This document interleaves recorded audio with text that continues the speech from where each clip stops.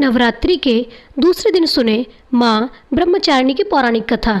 शारदीय नवरात्रि के दूसरे दिन माँ दुर्गा के ब्रह्मचारिणी स्वरूप की पूजा का दिन होता है। बता दें कि ब्रह्मा का अर्थ तपस्या से है।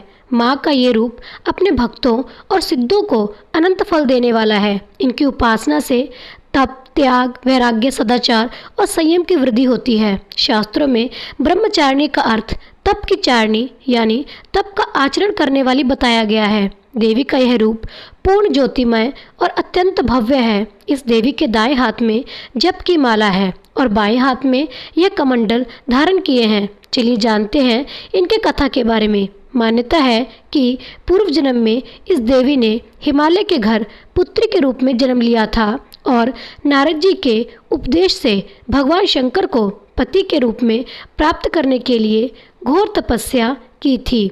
इस कठिन तपस्या के कारण इन्हें तपशारिणी अर्थात ब्रह्मचारिणी नाम से अभिहित किया गया। 1000 वर्ष तक इन्होंने केवल फल फूल खाकर बिताए और 100 वर्षों तक केवल जमीन पर रहकर शाक पर निर्वाह किया। कुछ दिनों तक कठिन उपवास रखे और खुले आकाश के नीचे वर्षा और धूप के घोर कष्ट सहे।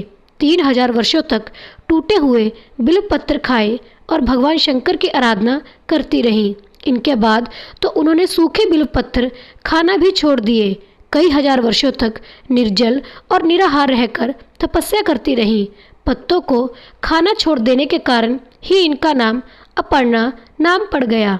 कठिन तपस्या के कारण देवी का शरीर एकदम क्षीण हो गया। देवता, ऋषि, सिद्धगण, मुनि सभी ने ब्रह्मचारिणी की तपस्या को अभूतपूर्व पुण्य कृत्य बताया, सराहना की और कहा, हे देवी, आज तक किसी ने इस तरह की कठोर तपस्या नहीं की।